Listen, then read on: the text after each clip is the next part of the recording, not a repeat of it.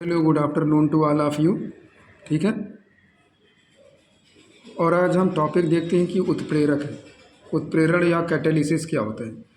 ठीक। तो उत्प्रेरण एक क्रिया होती है और उत्प्रेरक किसे कहते हैं, यानी वे पदार्थ जिनकी सूक्ष्म मात्रा से अभिक्रिया की दर जो है परिवर्तित होती है।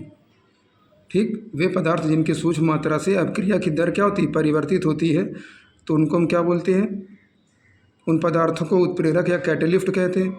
और जो क्रिया होगी उसको उत्प्रेरण कहते हैं या कैटालिसिस कहते हैं। ठीक है। अब इनके प्रकार देखते हैं। होमोजीनियस कैटालिसिस, ठीक, समांगी उत्प्रेरण, समांगी उत्प्रेरण या होमोजीनियस कैटालिसिस। इसमें क्या होते हैं, देखो, इसमें जो अभिकारक होगा और उत्प्रेरक होगा दोनों की भौतिक अवस्थाएं सेम होती हैं। ठीक, वो एक ही अवस्था में होगी। अगर ये द्रव होगा तो ये द्रव होगा, गैस होगा तो ये गैस होगा, ठोस होगा तो ये भी ठोस होगा। ठीक है। तो लिखा है in this both reactant and catalyst, ठीक, अभिकारक और उत्प्रेरक are in the same phase. ठीक, उनकी प्रवस्थाएं क्या होती हैं, एक समान होती हैं, तो उनके क्या बोलेंगे, होमोजीनियस कैटालिसिस। 2SO2 है, O2 है, सल्फर डाइऑक्साइड O2 से क्रिया करके नाइट्रिक ऑक्साइड गैस है। इनकी उपस्थिति में ये क्रिया करेंगे, उत्प्रेरक का काम करेंगे, ये दोनों रिएक्शन करके SO3 गैस बनाएंगे। और ये किसमें होता है, लेड चैम्बर प्रोसेस, यानी सल्फ्यूरिक अम्ल के निर्माण में जो शीर्ष कक्ष प्रक्रम होता है, ठीक, उसमें ये रिएक्शन प्रयोग की जाती है और ये उत्प्रेरक यूज किया जाता है। ठीक है।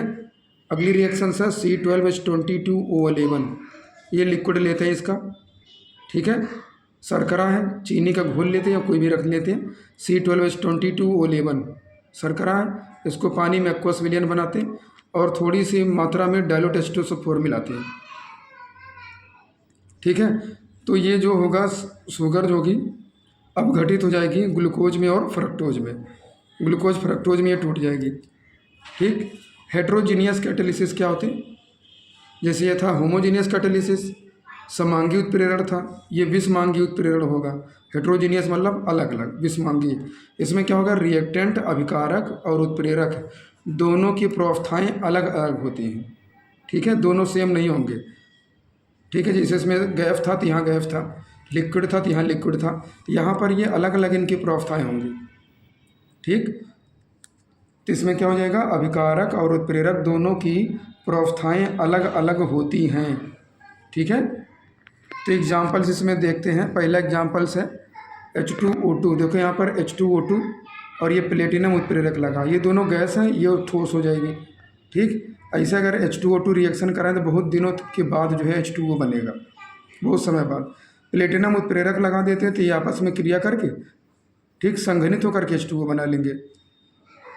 उसी तरह अमोनिया है, O2 से क्रिया करके प्लेटिनम उत्प्रेरक की उपस्थिति में 700 से 800 डिग्री सेल्सियस टेम्परेचर रहेगा, तो ये दोनों रिएक्शन करके नाइट्रिक ऑक्साइड गैस बनाएंगे H2O। ओस्टवाल्ड प्रोसेस, इस विधि को क्या कहते हैं, ओस्टवाल्ड प्रोसेस, यानी ओस्टवाल्ड विधि के द्वारा नाइट्रिक अम्ल का जो निर्माण किया था उसमें ये बनाया जाता है NO। ठीक। और इनका ऑक्सीकरण करके पानी में घोल देते तो नाइट्रिक अम्ल बन जाता है। तो यह ओस्टवाल्ड प्रोसेस है। ओस्टवाल्ड विधि क्या करते हैं, अमोनिया और वायु के मिश्रण को प्लेटिनम उत्प्रेरक पर प्रवाहित करते हैं, प्रवाहित करने पर क्या बन जाएगा, नाइट्रिक ऑक्साइड बन जाएगी। ठीक है। ये हैबर विधि से अमोनिया है, नाइट्रोजन हाइड्रोजन है, Fe उत्प्रेरक है और मॉलिब्डेनम क्या होगा, उत्प्रेरक वर्धक।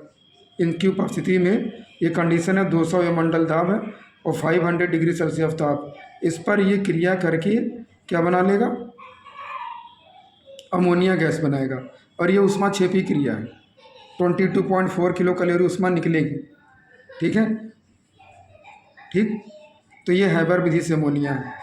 SO2 O2 V2O5 लगा, 450 डिग्री सेल्सियस का टेम्परेचर है, तो 2SO3 बनेगा और 45.2 किलो कैलोरी ऊर्जा इसमें मुक्त होगी। ये कॉन्टैक्ट प्रोसेस है, यहाँ पर भी SO2 का निर्माण किया जाता है। कहाँ पर रिएक्शंस है, ये ऊपर, ये लेड चैम्बर प्रोसेस है। ठीक है। और ये कौन सी है, ये कॉन्टैक्ट प्रोसेस है, संपर्क विधि। ठीक है। इसमें ये बन जाएंगे जो है SO3 गैस बनेगी। HCl और O2 दोनों रिएक्ट करके ये डीकन प्रोसेस है, क्लोरीन का निर्माण होगा, डीकन प्रोसेस। HCl और O2 रिएक्ट करके CuCl2 उत्प्रेरक की उपस्थिति में जब रिएक्शन कर लेगा तो क्लोरीन गैस बनेगी, यानी क्लोरीन गैस बनाने की डीकन विधि है।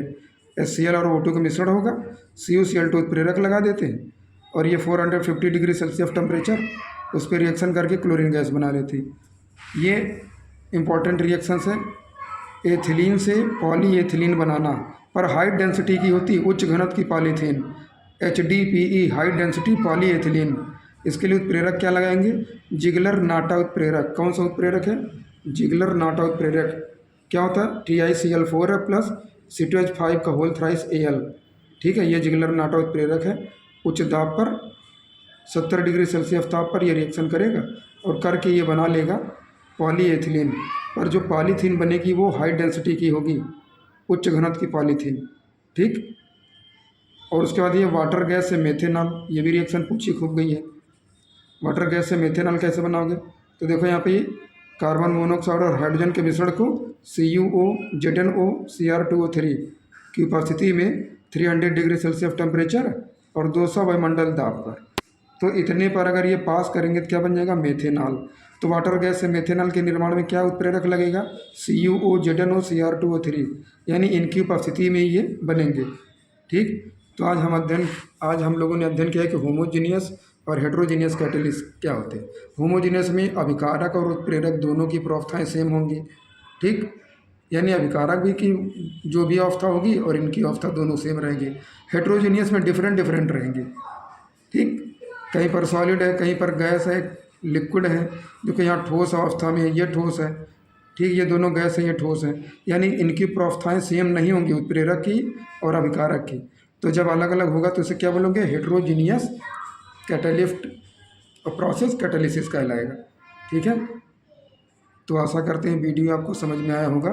ठीक है, इसे लाइक और सब्सक्राइब कीजिएगा। धन्यवाद।